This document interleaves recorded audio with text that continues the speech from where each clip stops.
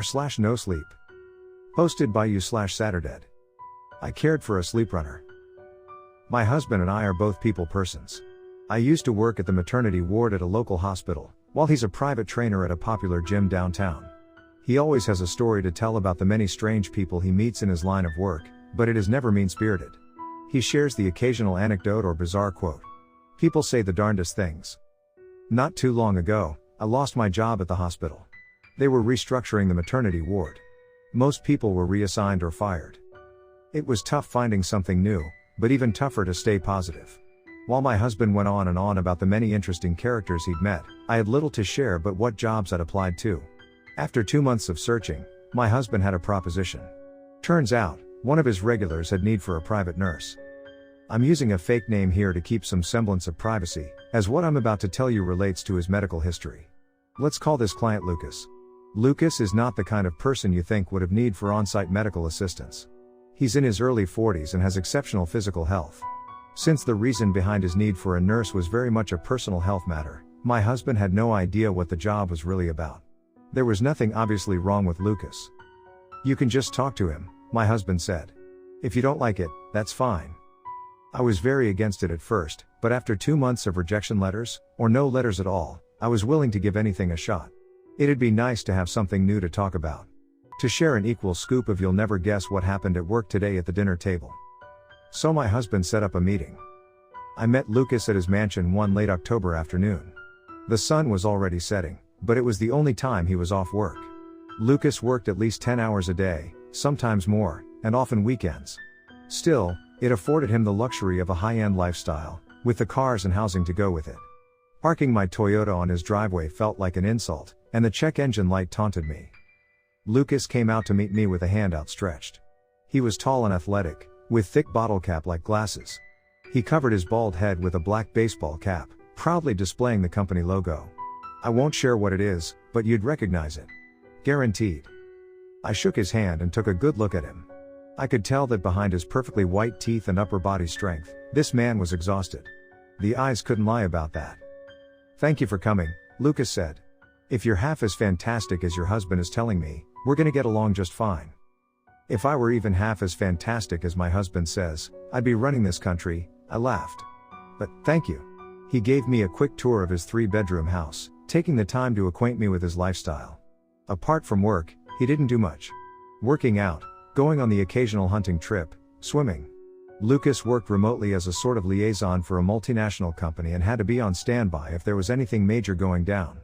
He spent a lot of time writing communiques in relation to major shareholders and handled at least 2 major investment relations. It was high-stakes work, with hundreds, if not thousands, of jobs on the line. If I make a bad call, we could inadvertently shut down a small town in New England, he said. That's not an exaggeration. That's an actual problem right now. And there it was. That was the quote I was bringing home to the dinner table. It felt good to be back. After the tour, Lucas sat me down in the kitchen and offered me a glass of carrot juice. His kitchen was bigger than my living room, and it seemed like half the cabinets were empty. The man had 6 types of freshly pressed juice, ready to go. You seem to have it all figured out, I smiled. I can't imagine why you'd need a trained health professional. I get why you'd think that, said Lucas, polishing his glasses. But I have a condition, and it's starting to become a concern.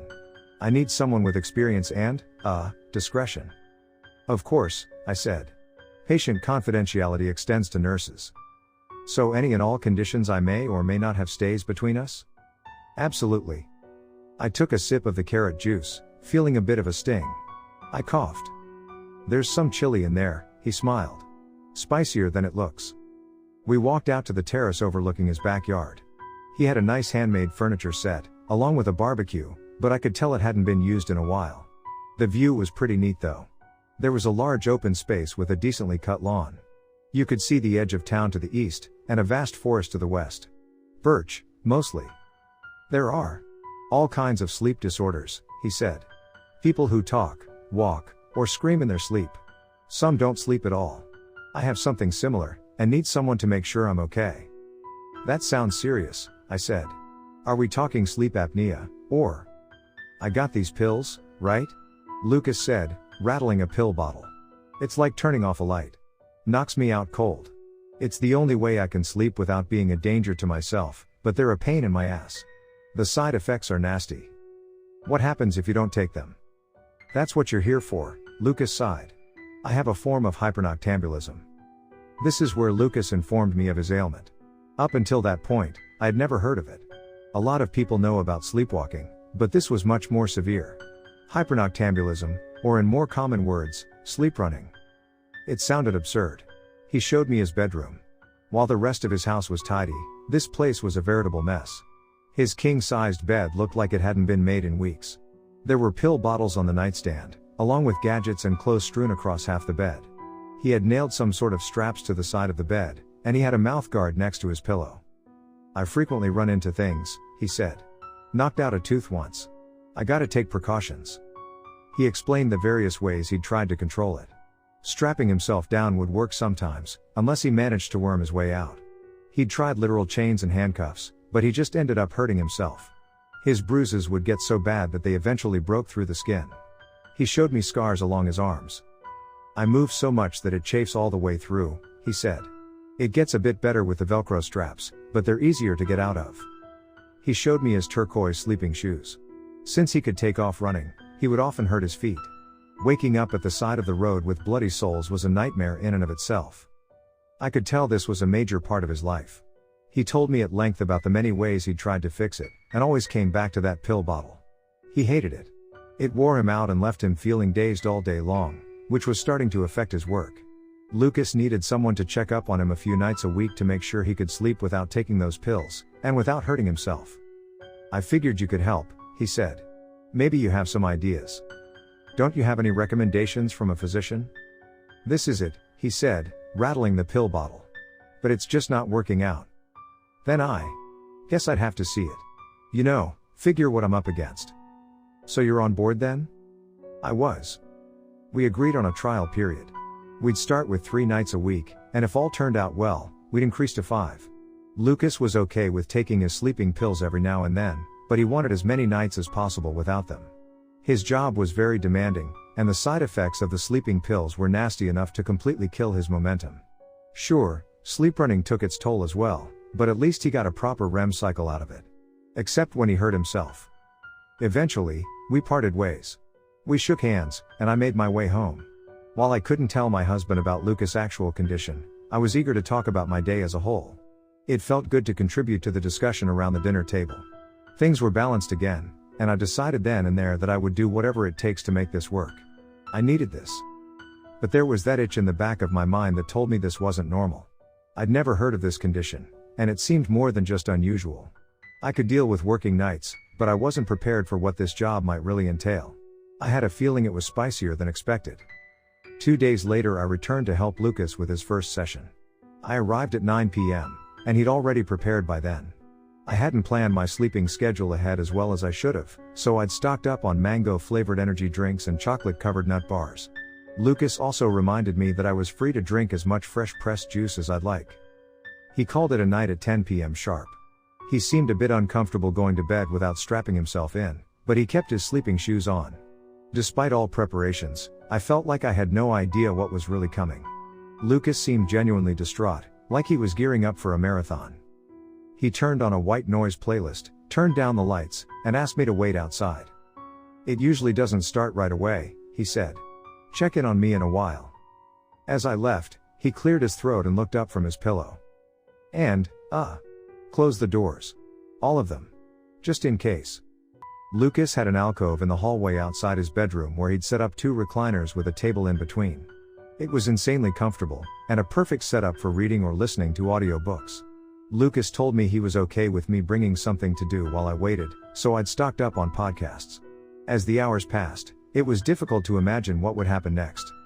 It was just past midnight when I heard a strange noise coming from the bedroom. Like a shrill groan, slow and drawn out. Then, footsteps, quickly approaching. I barely had the time to take off my headphones before something slammed into the bedroom door, rattling the paintings on the wall. I could hear Lucas getting up and running back and forth, like a fly trying to get out of an open window. Finally, he gave the bedroom door another smack. This time, it gave way. His eyes had rolled back in his skull, and his mouth was wide open. His head was flopping back and forth like a dead fish, and his arms hung haplessly at his side. It was as if he was being pulled forward by the torso, only using his legs to keep up. For a second, he just stood there, as if pondering his options. Then he started running. I didn't know whether to get out of the way or tackle him, so I did neither. Instead, he just passed me by, smacking my shoulder as he went along. He hurried down the stairs, clearing 3 steps at a time, and slamming into a wall as the stairs curved to the left. Some kind of diploma came tumbling down, covering the steps in glass. Good thing he wore his sleeping shoes. I ran after him. I didn't even notice that I was calling out to him, trying to grab his attention. I know it is said that you shouldn't wake a sleepwalker unless necessary, but he was hurting himself. I had to at least try something. I followed him throughout his house as his flailing arms knocked over every piece of curio along the way. He groaned the entire time, the noise being interrupted with every forceful step like a stalling engine. He accidentally pushed the doors to the terrace open and ran out into the backyard. I followed him, but he was much faster than anticipated. Seeing him out there was unreal. It felt like a bad dream. He looked like a flesh puppet being pulled along by invisible strings, stumbling forward with what little control he had left. It wasn't random either, he was going in a straight line, as if towards something. I tried to keep up, but I couldn't run with the same reckless abandon. He was getting away, and I was already getting winded. As he reached the edge of the birch forest, his poor motor skills caught up with him, as he ran headlong into a birch tree. By the time I got to him, he was having some sort of micro-seizures. He wasn't breathing. I'd left my phone upstairs and couldn't call for help, so I had to act fast. I rolled him onto the side, put my arm under his head, and started smacking him between the shoulder blades. 3 or 4 smacks later, I heard his breathing return, slow and steady. He was okay. Lucas took his pills and dreamlessly passed the night.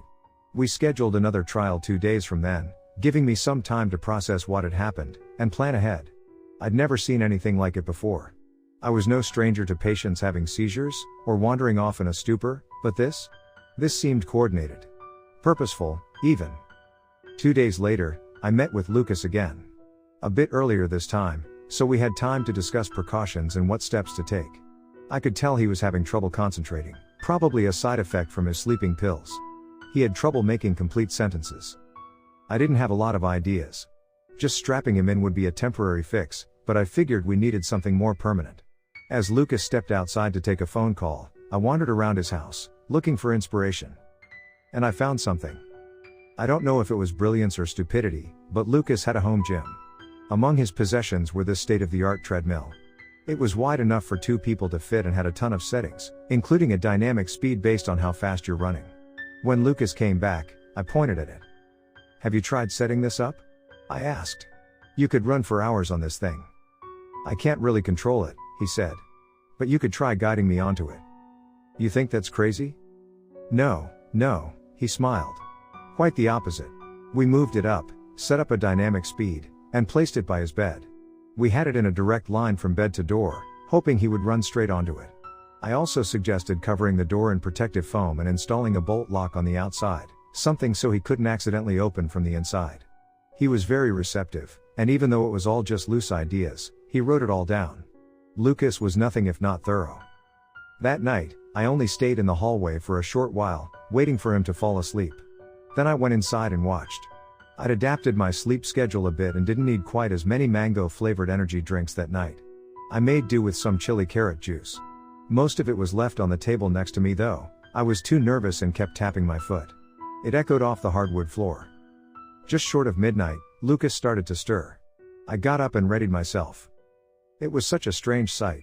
In one swift motion he went from sleeping, to a sit-up, to kneeling, to full-on sprinting. I placed myself between the treadmill and the door, hoping to tackle him if he missed it. Luckily, he didn't. In 2 steps, he was on that thing, and the electric motor hummed to life. At first I thought he'd be too quick and accidentally tumble over it, but the dynamic setting kicked in and adapted to his pace. Seconds later, he was running at a steady pace. The bars on the side kept him straight. At first I laughed. It was a relief to see it work. It was such a strange solution, but it was simple enough to do the trick. But all the excitement started to fade as I got a good look at him. His blank eyes, the wide open mouth. I couldn't get over just how alien he looked, and how misappropriated his body was. It really looked like he was using it wrong, like he didn't know what to do with it. And those eyes. There was something there. There was something behind them, something purposeful. It made me cold in my stomach, like I'd swallowed a block of ice. Like I was watching something profound and inhuman. Lucas had slowed down to a jog after about an hour, and fully stopped somewhere around 3 a.m. By then he just stood there, looking straight ahead with those white dead eyes. Eventually, those eyes closed, and he crawled back into bed. By 6 a.m., his alarm went off. He took a shot and met me downstairs for breakfast. I could tell he was in a good mood the way he hummed along with the radio. I told him what had happened, and he was elated. "This is amazing," he laughed. "Just amazing. You have no idea." He finished up some pancakes, served with cucumber water and a few slices of an orange. He plopped down on a chair across from me. "I feel so energized." I ran it off. "No bruises or broken bones, just a little sweat. This is beyond amazing. I'm glad we could work something out," I smiled. "You think you're still going to need my services?" "Are you kidding?" He dried off his hand and reached out to me. "I'm gonna need you at least 5 days a week. Maybe 6, if I'm busy. This changes everything." I considered it. It'd be a challenge to stick to that kind of schedule, but the pay he offered would far surpass what I'd made at the maternity ward. Besides, I could probably get used to it. Once I got him on the treadmill, the rest of the night was a piece of cake. So I shook his hand and hoped for the best. For a few weeks, I got into this really weird routine. Waking up in the middle of the afternoon, shopping for groceries, doing some chores. Dinner was starting to feel like lunch, and I had to start moving my meals around. I got really into various podcasts and YouTube channels, as I'd sometimes sit for hours on end without having to do anything. There were a few stumbles along the way. Sometimes Lucas would slip, and I'd have to guide him back to the treadmill. Other times, he would roll out of bed on the wrong side. It was a bit of trial and error, but little by little, it started to turn into an actual job. Sometimes we'd go the entire day without talking, as Lucas would often be busy. But compared to how he'd seemed when we first met, he was much better off now. Hell, he told me his hair had started growing back. That's gotta count for something. Still, I could never get over the way he looked at night. Those white eyes were burned into my mind. Then there was this one night in late November. I'd been working with Lucas for some time, and we were getting used to the routine. It was a bit tricky to navigate a working social life, but I managed to make do with the time I had. We'd figured out a schedule where I was working every other weekend, rotating the days in a way that Lucas never had to take his sleeping pills no more than 2 sessions in a row. That particular night was nothing special, at first glance. I'd prepped the last episode of the podcast I was going to listen to, charged my phone, and gotten a glass of chili carrot juice from the fridge. Lucas had settled in for the night, and the treadmill was ready to go. As he started to drift off to sleep, he turned to me. "There's this dream," he said, "where I'm running through a field. Just this endless meadow. I have all these friends, and we're going home. It's the final day of school. First day of summer. Sounds wonderful." "It is," he smiled. "It really is." He turned away and sighed. "Makes you want to run." As he fell asleep, I got ready to steer him towards the treadmill. I was waiting for the sit-up, the kneeling, and then the sprint. It was routine by then, but I still couldn't get over that unsettling feeling I got when watching him move. It had given me countless sleepless hours. When he started to stir, I was already up on my feet, waiting by the treadmill.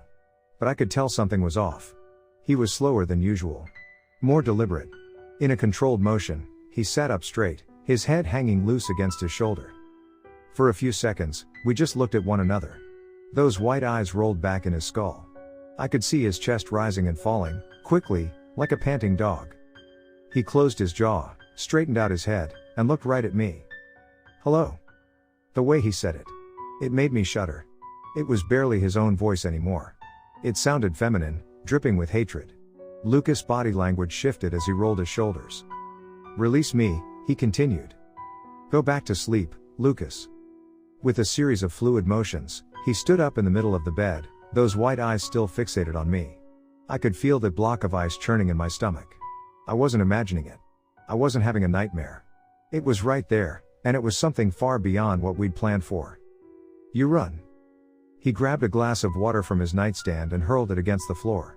In one movement, he got off the bed and swooped up the largest piece of broken glass, wielding it like a dagger. I wasn't waiting to find out what he was going for.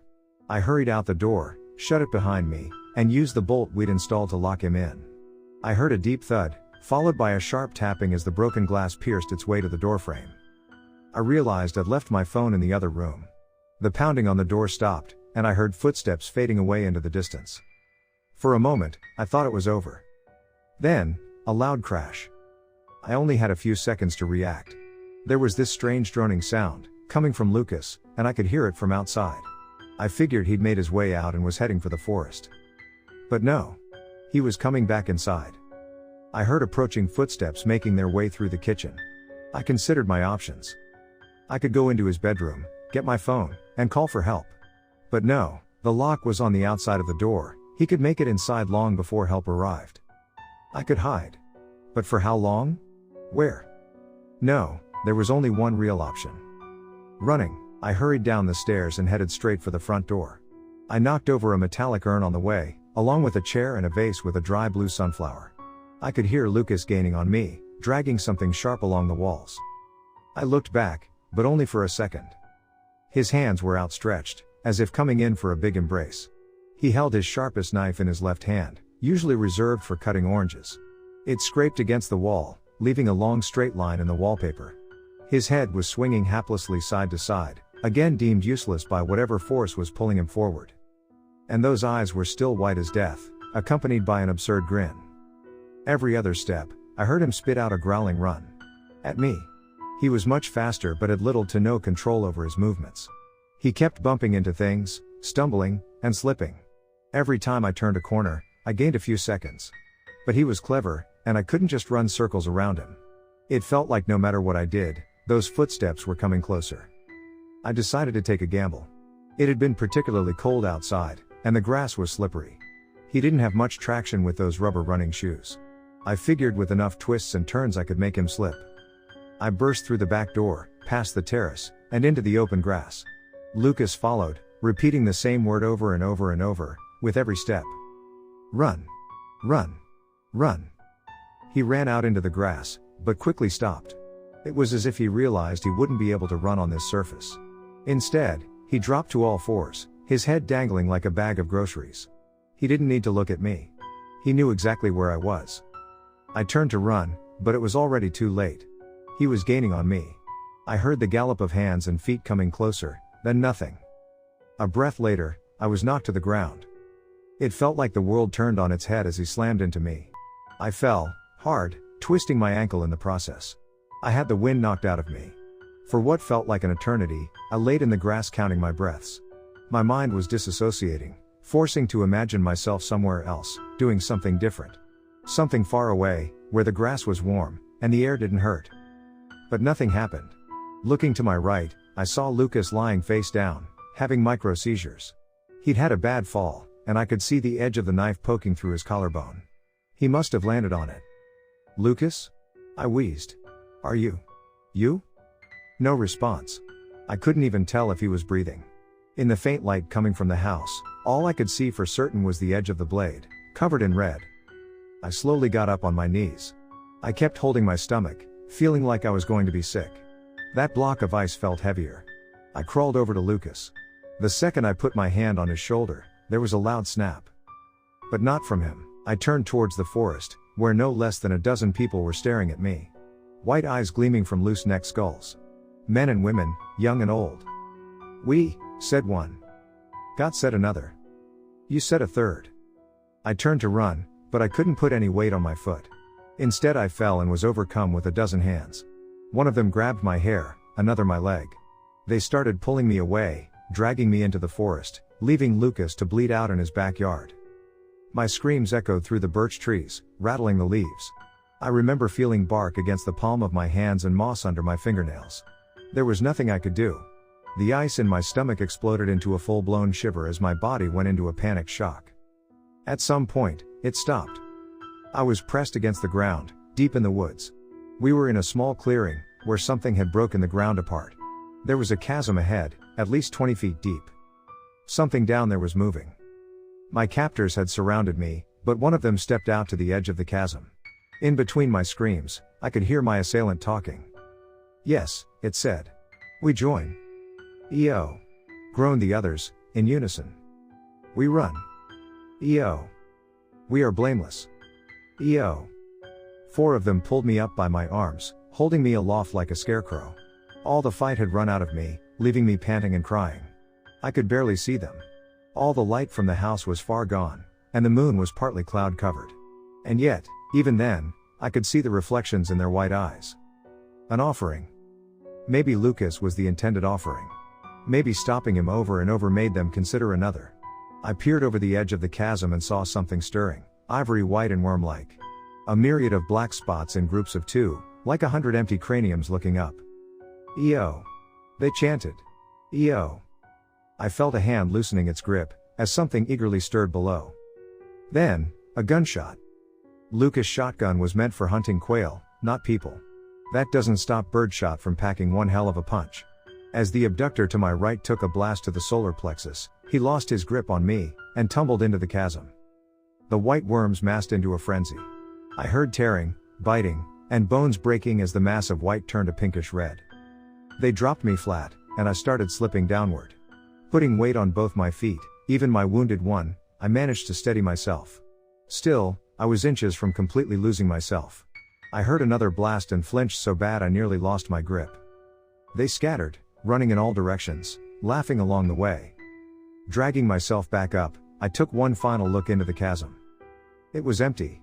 We made our way back and called for help. Turns out that accidentally stabbing yourself was enough to snap Lucas out of it. When he did, he called for help, got his shotgun, and followed my screams into the woods. Neither of us know what was down there, in that chasm.